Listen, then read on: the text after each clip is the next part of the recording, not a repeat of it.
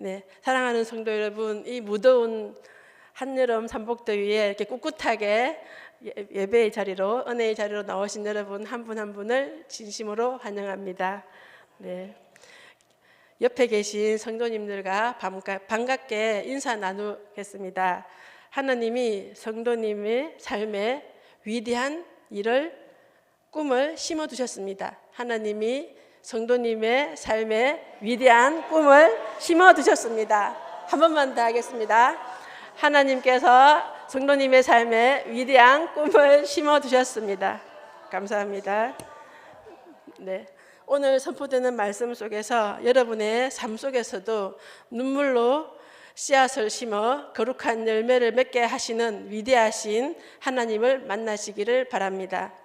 네, 예배란 은혜를 베푸시는 하나님의 말씀 앞에 나와서 이 말씀을 듣고 우리가 삶으로 응답하는 성도의 삶을 통해 온전해집니다. 하나님께서는 복을 주시고자 이 예배의 자리로 성도님들을 부르셨습니다.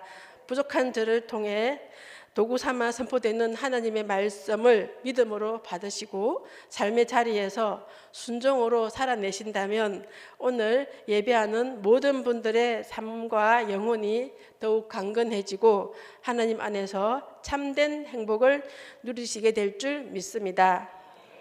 하나님은 우리 안에 선한 일을 시작하시고 그리스도 예수의 날까지 그 선한 일을 반드시 이루어내시는 신실하신 아버지이십니다.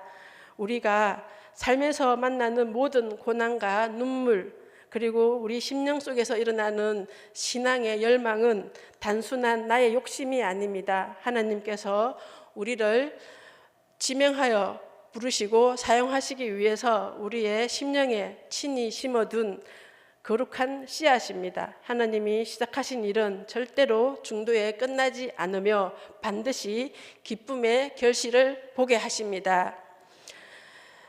제가 한창 공부하러 다닐 때의 일입니다. 차를 타고 우리 교회 앞에서 보이는 덕포에서 부산 나가는 교차로를 진입하고 있을 때였습니다. 그날따라 유난히 마음이 괴롭고 답답하여 깊은 낙심이 다가왔습니다. 이곳에 출발하여 3시간을 운전하여 대구를 지나 경산에 있는 대구 한의대까지 공부하러 다닐 때였습니다. 가는 데 3시간, 오는 데 3시간. 하나님, 정말 이 길이 맞을까요? 이렇게 기도했습니다. 제가 하는 이 공부가 맞나요? 이렇게 기도하고 있을 때 아이고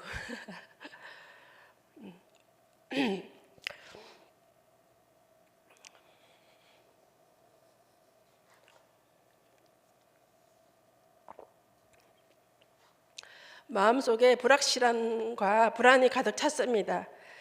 그런데 이 고개를 올라가는데 갑자기 몸이 진동을 했습니다. 운전하는 중인데 운전하고 있는 와중에 몸이 진동을 하더니 말씀이 제 귀에 선포되기 시작했습니다.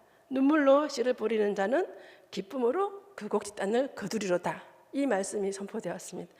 하나님이 내 속에 계시는구나 이 생각이 들었어요.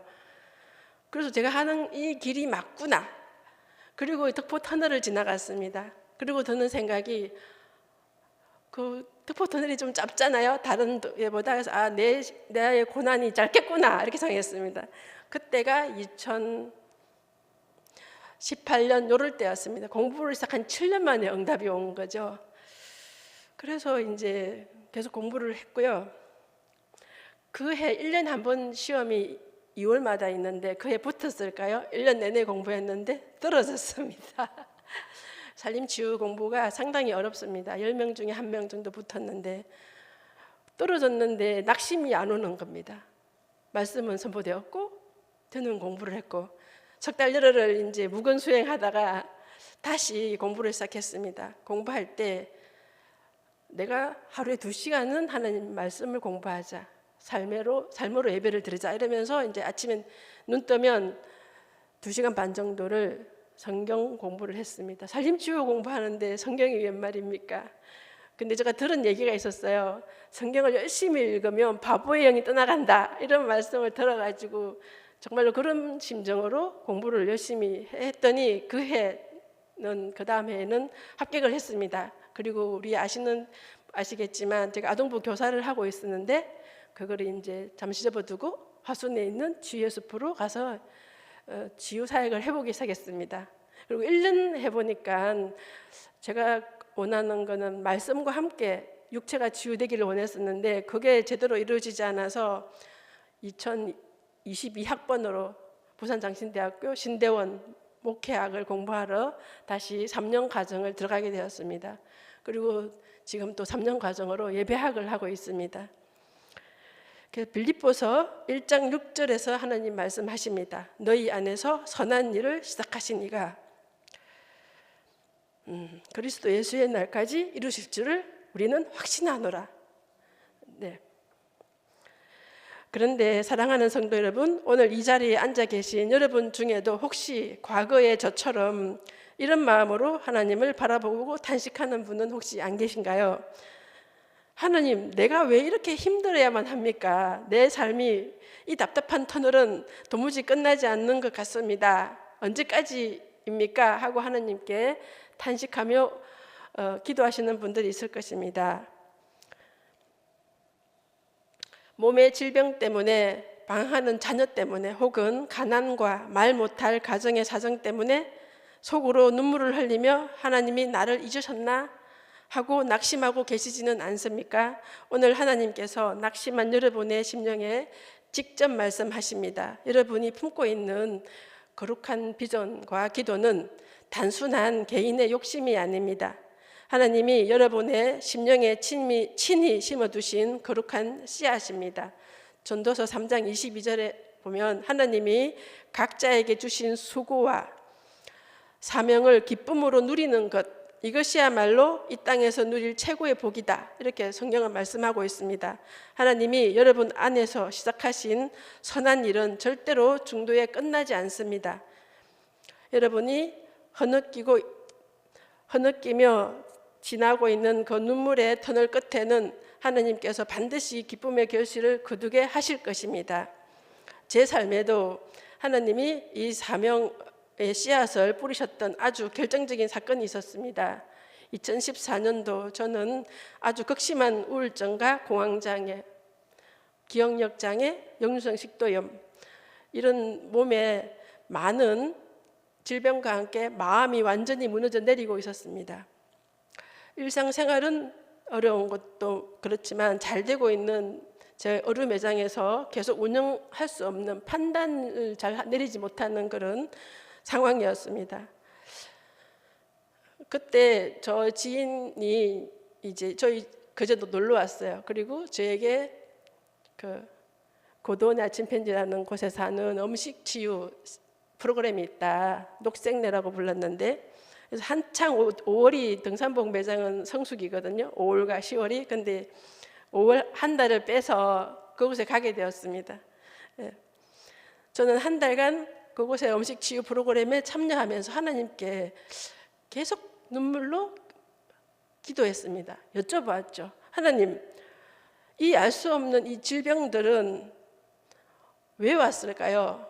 왜 나을 수 없을까요? 도대체 내가 뭘 어떻게 했길래 아프게 되었을까요? 그 이유만이라도 알 수 있다면 내 남은 생애와, 아픈데 돈이 무슨 소용이 있습니까? 전 재산을 드리겠습니다. 이렇게 기도를 했어요.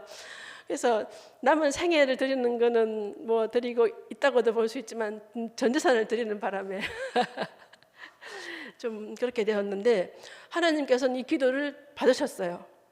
그래서 사랑의 하나님은 그 간절한 눈물의 기도를 결코 외면하지 않으셨습니다. 그곳에서 음식을 음과 양으로 가려 먹고 운동을 하고, 이렇게 일주일 지나가는 4주 동안에 몸은 완벽하게, 정말로 완벽하게 살도 빠지고 몸매도 아름다워지고 피부결도 좋아지고 혈액 검사도 완전 정상으로 돌아오는 이런 상황을 맞이하게 되었습니다.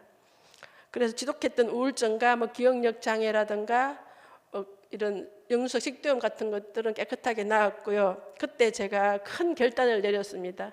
제가 쓴 글을 보고 그 고도원님이라는 분이 제갈량의 출사표 같다 말씀하셨는데, 이제 저는 꿈이 그전에는 빌딩을 한번 세워보자. 세상에 빌딩도 많은데 나도 하나 세워보자. 이런 마음을 가지고 열심히 이제 돈을 벌었죠. 근데 그때 드는 생각은 이제 빌딩 세우지 말고 사람을 세우자. 그런 생각을 했습니다. 그래서 사람 살리는 치유 사역을 시작하자. 그래서 가게도 정리하고 공부를 더 열심히 했습니다. 그래서 저는 아시겠지만 사회복지도 전공했고 산림자원, 산림치유도 전공했고 목회학도 전공했고 예배학을 전공했습니다. 이것들을 계속 공부할 때는 그 다음을 하나님 말씀은 내 발의 덩이라고 그 다음은 몰랐습니다. 하나씩 하다 보니까 지금 이렇게 예배학까지 하게 되었는데요. 제 최종 꿈은 아시는 분은 많이 아시겠지만 영성치유센터 같은 걸 해보고 싶은 겁니다. 그래서 저는 사람 살리는 그런 최신의학 지식까지 밤낮으로 깊이 있게 공부하게 되었습니다. 그리고 이 배움의 과정을 통해 하나님께서 만물 속에 세워두신 오묘한 치유, 만물 속에도 치유가 있죠. 그리고 예방의 법칙을 알게 되었습니다. 중국의 화타라는 사람에 대한 이야기를 들어보셨죠? 화타가 있습니다. 중국의 전설적인 명의 화타에게 어느 날 사람들이 찾아와 물었습니다. 당신은 세상이 다 아는 천하제일의 명의인데 당신 집안 3형제 중에 누가 의술이 가장 뛰어납니까? 이렇게 물었습니다. 그래서 화타가 뜻밖의 대답을 합니다. 사실 의술이 가장 뛰어난 분은 저의 큰 형님이시고 그 다음은 둘째 형님, 막내인 제가 의술이 가장 떨어집니다. 사람들이 깜짝 놀라서 그 이유를 묻습니다. 그래서 화타가 웃으며 이렇게 대답합니다. 큰 형님은 환자의 얼굴 색과 표정, 체형만 봐도 앞으로 이 사람이 어떤 병에 생길지 아십니다. 그래서 병이 겉으로 나타나기도 전에 음식을 조절하라고, 생활을 바로잡으라고 이야기를 해줍니다. 그래서 병을 뿌리째 막아버립니다. 사람들은 아픈 적이 없으니까 큰 형님이 치료한 줄을 잘 모릅니다. 그래서 이름을 얻지 못했습니다. 하지만 이분이 바로 병이 오기도 전에 고치는 최고의 명의 식이입니다. 음식으로 병을 고치는 거죠. 둘째 형님은 병이 아주 미세하게 들었을 때, 몸에서 작은 신호가 올 때 알아차리고 마음과 약으로 다스리십니다. 이분이 바로 심의이십니다. 반면에 막내인 저 화타는 병이 온몸에 퍼져서 죽을 지경이 되어서야 비로소 피를 흘리며 살을 째고 뼈를 깎고 독한 약을 써서 치료합니다. 그러니 사람들은 제가 죽을 사람을 살려냈다며 저를 천하의 명의라고 칭송하는 것입니다. 사랑하는 성도 여러분, 살을 째고 뼈를 깎아 고치는 화타의 얼술도 대단하지만 진짜 명의는 병이 나기 전에 바른 먹거리와 바른 생활로 몸을 지켜내는 식이이신 큰형님, 요즘 말로 하면 예방의학입니다. 하나님께서 우리에게 주신 생명관리의 지혜도 이와 정확히 일치합니다. 하지만 성도 여러분, 오늘 한번 정직하게 자신을 한번 돌아보십시오. 저도 마찬가지지만 그동안 우리는 하나님께서 거룩한 성전으로 주신 우리의 몸을 어떻게 대해왔습니까? 내 체질에 맞지 않는 음식, 폭식도 하고 스트레스도 받고 내 욕심과 게으름대로 몸을 함부로 방치하고 망가뜨린 뒤에 큰 병이 들면 하나님 왜 내게 이런 지독한 병을 주십니까? 하고 하나님을 원망하진 않으셨습니까?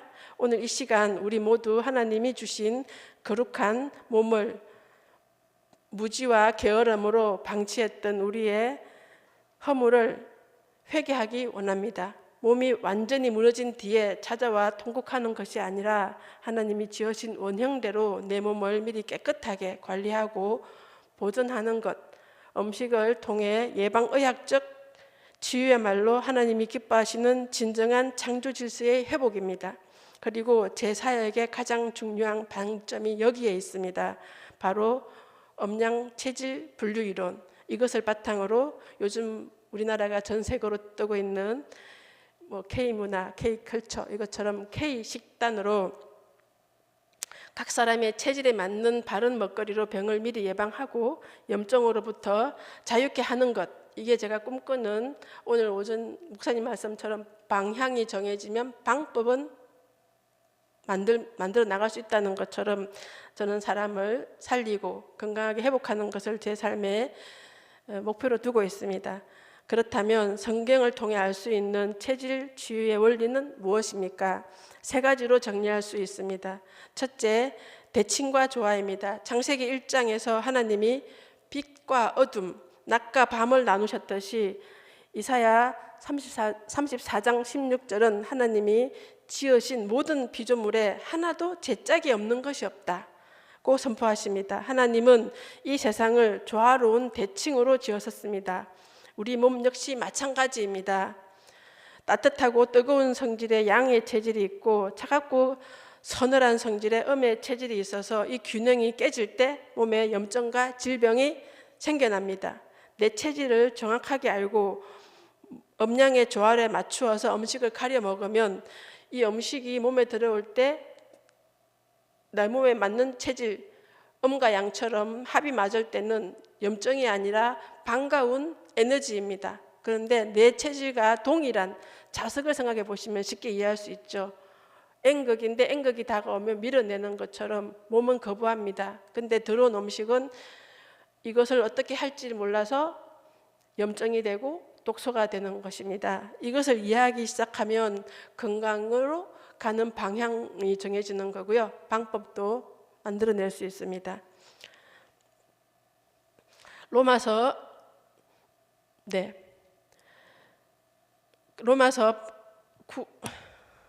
9장 21절은 토기장이 이야기를 합니다. 하나님께서는 흙 한 덩이로 저마다 다른 모양과 용도의 그릇을 만들었다고 말씀하십니다. 하나님은 우리를 공장에서 똑같이 찍어내는 공산품으로 만들지 않으셨습니다. 저마다 다른 체질과 장기에 강약을 주시어 독창적인 생명의 그릇으로 지으셨습니다.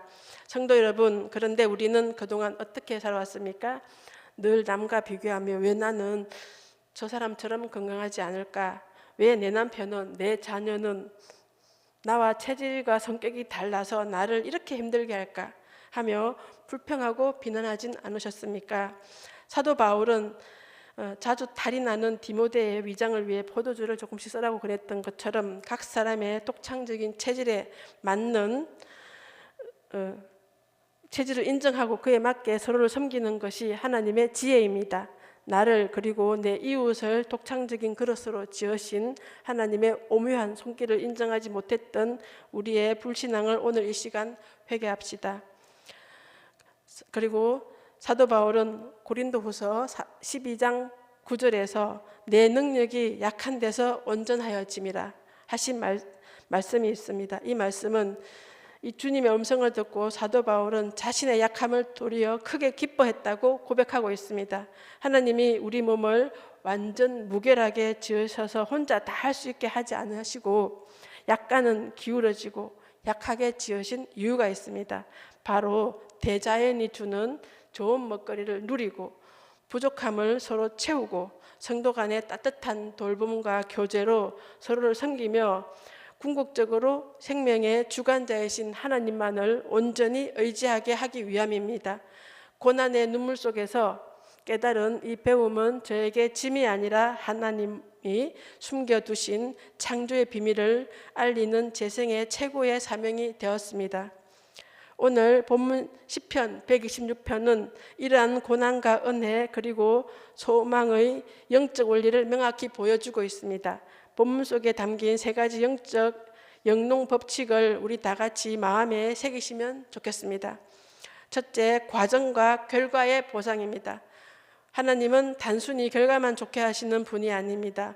가뭄과 황폐함 속에서도 눈물을 흘리며 씨를 땅에 묻는 순종과 결단이 있을 때 결실을 맺게 하시는 주체는 오직 하나님이십니다. 당장의 절망에 굴하지 않고 사명의 씨앗을 뿌릴 때 하나님은 반드시 기쁨의 단으로 보상해 주십니다. 둘째, 구원의 역사와 회복의 신실함입니다. 시편 126편 4절은 우리의 포로를 남방 시내들 같이 돌려보내셔서 기도합니다. 이 말씀은 유다 땅 불모지였던 네게브 사막은 평소에는 바짝 마른 땅이지만 비가 내리면 일순간에 생수가 넘치는 경류로 변합니다. 과거에 구원의 큰 은혜를 베푸신 하나님께서 지금 우리가 눈물 흘리는 삶의 현장에서도 신실하게 함께 하시며 갑작스럽고 완전한 회복, 시내가 큰 강을 이루는 기적을 이루어 주실 줄 믿습니다. 세 번째는 십자가와 부활의 원리입니다. 우리의 삶이 예수님을 닮아가는 삶이라면 예수님께서 인류 구원을 위해 십자가에서 피와 눈물로 흘리셨기에 부활이라는 영광스러운 단을 거두셨습니다. 성도인 우리가 사명의 현장에서 흘리는 눈물과 땀방울은 결코 헛되지 않습니다. 반드시 영광스러운 기쁨의 단으로 돌아올 것입니다. 하나님께서는 이제 이 약속된 말씀 위에서 영성치유센터와 지역사회를 향한 더 구체적인 하나님의 꿈을 보여주고 계십니다. 지친 이 시대의 아픔을 치유하는 거룩한 비전입니다. 사도행전 19장 20절은 말씀하십니다. 이와 같이 주님의 말씀이 힘이 있어 흥왕하여 세력을 얻으니라. 사도 바울이 두란노 서원에서 이태 동안 집중하여 말씀을 가르쳤을 때 온 지역이 회복되고 말씀이 확산되었듯이 몸과 마음, 영혼이 무너진 지친 이들이 찾아와 충분히 쉼을 얻고 말씀과 자연, 바른 먹거리 속에서 온전히 치유받고 다시 일어서는 거처를 마련하는 꿈, 현대판 두란노 서원 영성치유센터의 비전입니다. 이 거룩한 꿈은 먼 곳에 있지 않습니다. 바로 이번 가을부터 덕포교회를 기점으로 넓게 확장되기 시작합니다. 덕포교회 가을 세미나 프로그램 내용입니다.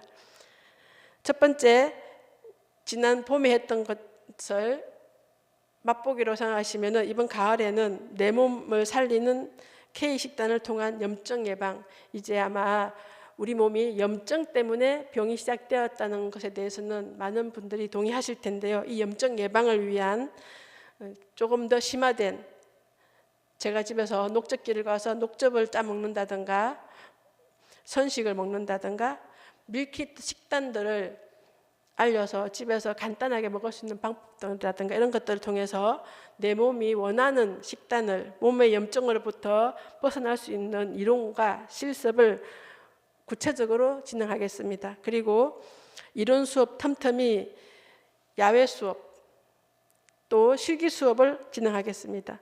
우리 가까운 덕포 바닷가에 가서 해양 치유도 해보고 또 서로가 서로를 만지는 터치도 해보고 하면서 섬김의 터치를 통해서 온몸을 마사지하는 것입니다.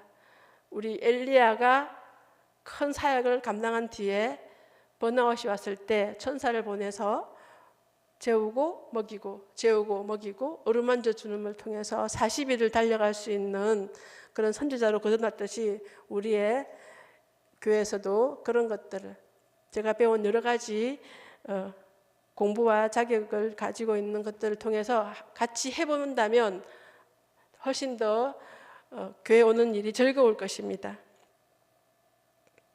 하나님께서는 이 치유의 지경을 교회 담장을 넘어 또 부산과 거제 지역으로 더욱 힘차게 확장시키고 계십니다. 제가 다니는 부산장신대학교와 또 BPU 글로벌센터 부산역 근처에 있습니다. 이곳에서 이번 가을에 하나님께서 지경을 넓혀 가실 예정이십니다. 이 일을 위하여 많은 중보기도를 부탁드리겠습니다. 그리고 또 제가 꿈꾸는 것은 거제가 행복치유 도시가 되는 꿈이 있습니다.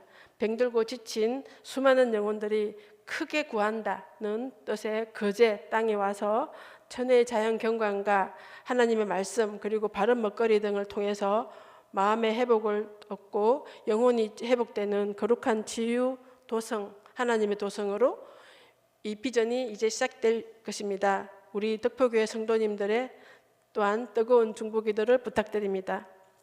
성도님들의 기도로 하늘문이 열리고 하나님의 은혜로 모든 일들이 순적하게 진행될 줄 믿습니다. 말씀을 정리하겠습니다. 오늘 본문 시편 126편 5절에서 6절 말씀입니다. 제가 오늘 주제로 삼았던 말씀이죠. 눈물을 흘리며 씨를 뿌리는 자는 기쁨으로 거두리로다. 울며 씨를 뿌리러 나가는 자는 반드시 기쁨으로 그 곡식단을 가지고 돌아오리로다. 사랑하는 성도 여러분, 이제 더 이상 낙심의 터널 안에서 주저앉아 있지 마십시오. 내 인생은 왜 이 모양일까? 내 몸은 왜 이렇게 아플까? 하는 자책과 원망을 오늘 이 시간 십자가 앞에 내려놓으십시오. 하나님은 여러분이 흘린 아픔의 눈물, 건강과 몸을 돌보기 위해서 애쓴 흘린 땀방울, 그리고 가정과 교회를 위해 바친 기도의 눈물을 단 하나도 땅에 떨어뜨리지 않으셨습니다. 그 모든 눈물의 씨앗을 낱낱이 기억하시며 반드시 기쁨의 결실로 돌려주실 것입니다. 그러므로 우리의 고난과 약함 그리고 미래의 모든 염려를 아바 하나님께 온전히 맡겨드리고 오늘 이 시간 우리를 살리시고 이 땅을 치유하실 하나님을 기대하며 감사하며 우리 일어서서 찬양하겠습니다.